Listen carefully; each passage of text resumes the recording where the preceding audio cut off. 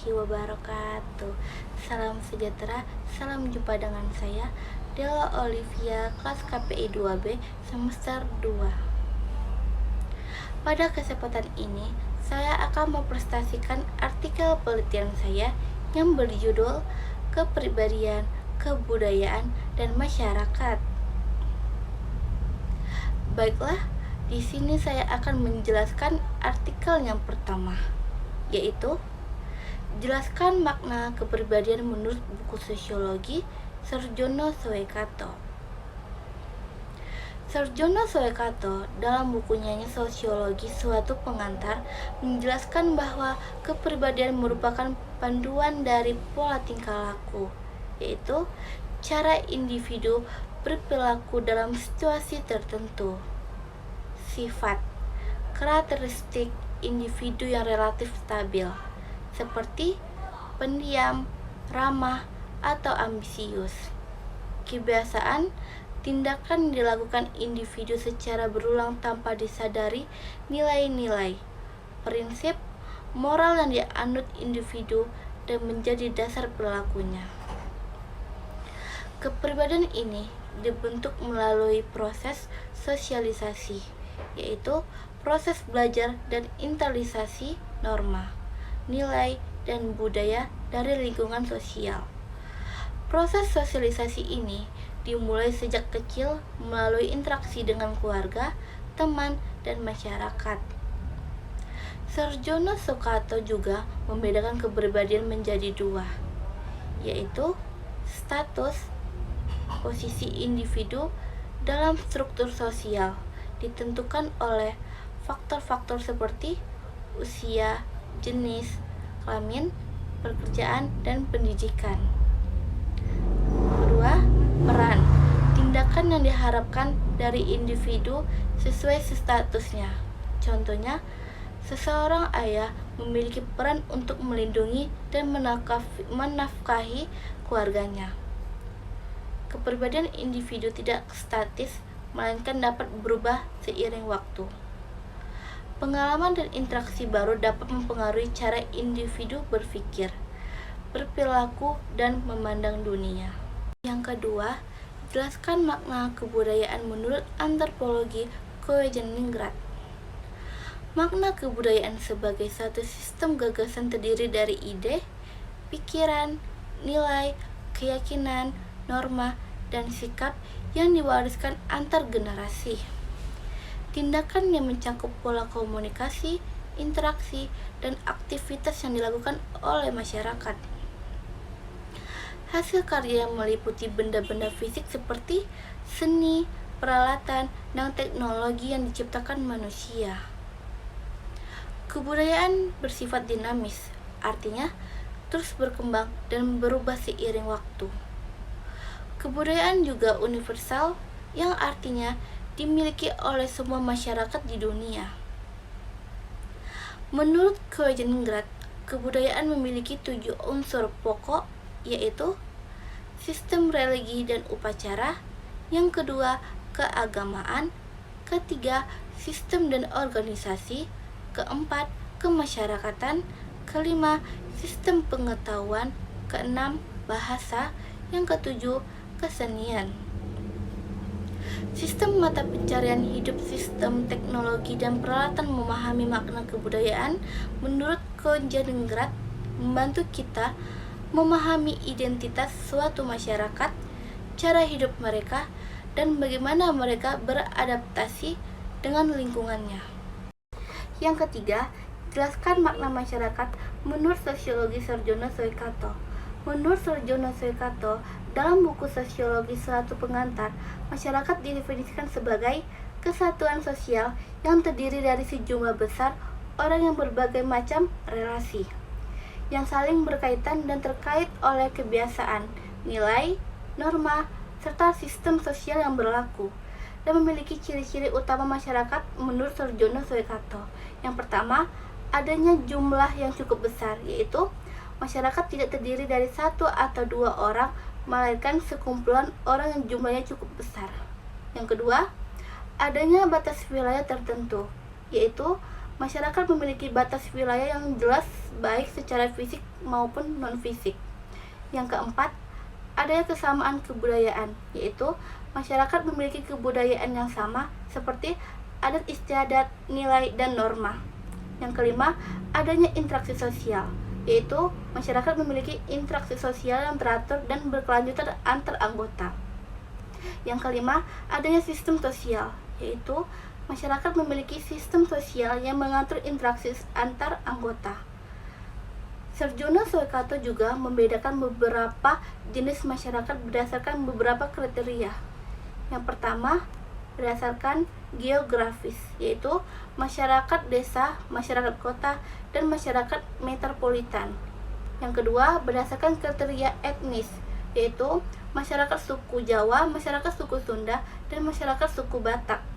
Yang ketiga, berdasarkan kriteria status sosial, yaitu masyarakat kelas atas, masyarakat kelas menengah, dan masyarakat kelas bawah.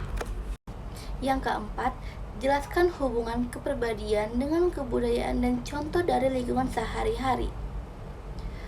Kepribadian dan budaya memiliki hubungan yang erat dan saling mempengaruhi. Budaya membentuk kepribadian individu melalui proses sosialisasi, yaitu proses belajar norma, nilai, dan kebiasaan yang berlaku dalam masyarakat. Contohnya, seperti seseorang yang dibesarkan dalam budaya yang menghargai kolektivisme cenderung memiliki kepribadian yang lebih kooperatif, saling membantu, dan mementingkan kepentingan kelompok. Sebaliknya, seseorang yang dibesarkan dalam budaya yang menghargai individualisme cenderung memiliki kepribadian yang lebih mandiri, fokus pada pencapaian diri, dan berani mengungkapkan pendapatnya.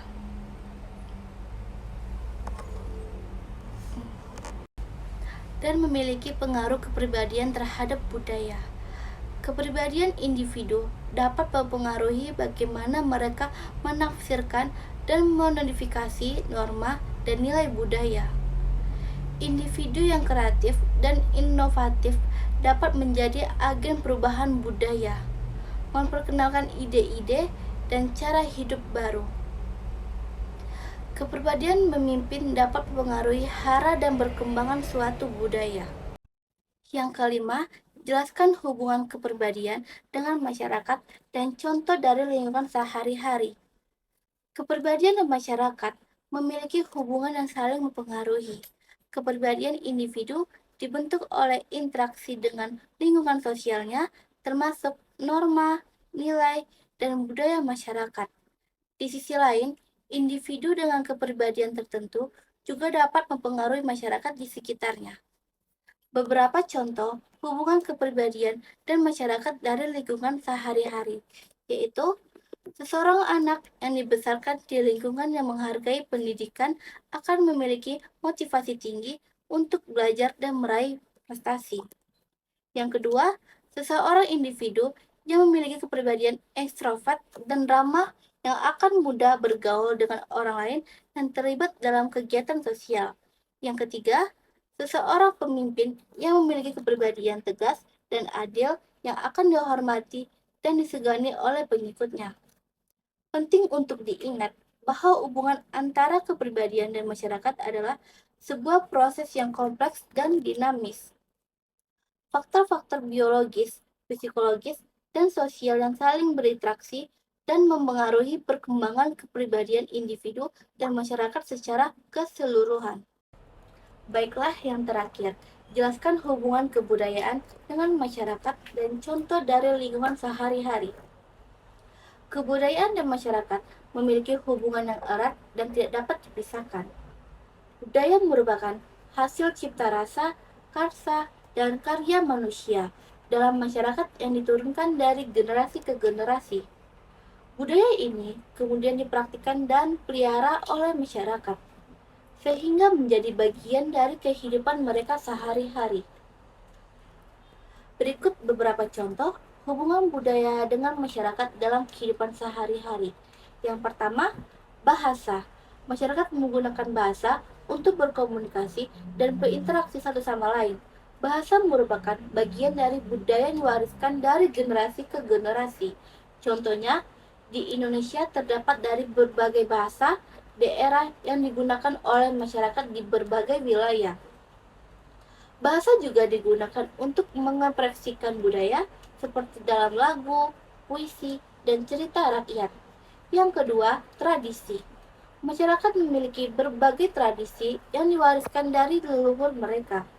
Tradisi ini kemudian dipraktikkan dalam berbagai aspek kehidupan, seperti pernikahan, kematian, dan keagamaan. Contohnya, tradisi pernikahan adat Jawa yang memiliki banyak ritual dan simbolisme. Tradisi juga menjadi identitas bagi suatu masyarakat dan membedakan mereka dengan masyarakat lain. Yang ketiga, kesenian. Masyarakat memiliki berbagai bentuk kesenian yang mencerminkan budaya mereka. Kesenian ini dapat berupa tarian, musik, seni rupa, dan lain sebagainya. Contohnya, tari kecak dari Bali yang merupakan salah satu tarian tradisional yang terkenal di Indonesia. Kesenian juga menjadi sarana hiburan dan reaksi bagi masyarakat. Yang keempat, nilai-nilai. Masyarakat memiliki nilai-nilai yang dianut dan dipraktikkan dalam kehidupan sehari-hari. Nilai-nilai ini dapat berupa nilai moral, sosial, dan agama. Contohnya, nilai gotong royong yang dianut oleh masyarakat Indonesia. Nilai-nilai ini membantu mengatur perilaku masyarakat dan menjaga keteraturan sosial. Yang kelima, kepercayaan. Masyarakat memiliki berbagai kepercayaan yang dianut dan dipraktikkan dalam kehidupan sehari-hari. Kepercayaan ini dapat berupa kepercayaan agama, anisme, dan dinasisme. Contohnya, kepercayaan anisme yang dianut oleh beberapa masyarakat yang ada di Indonesia. Kepercayaan ini memberikan makna dan tujuan hidup bagi masyarakat. Hubungan budaya dan masyarakat saling berinteraksi dan mempengaruhi satu sama lain. Budaya dibentuk dan diubah oleh masyarakat, dan masyarakat dibentuk dan diatur oleh budaya. Budaya merupakan identitas bagi suatu masyarakat dan menjadikan unik dan berbeda dari masyarakat lainnya. Demikian, terima kasih. Semoga menambah asana keilmuan sosiologi. Mohon maaf jika ada kesalahan. Wassalamualaikum warahmatullahi wabarakatuh.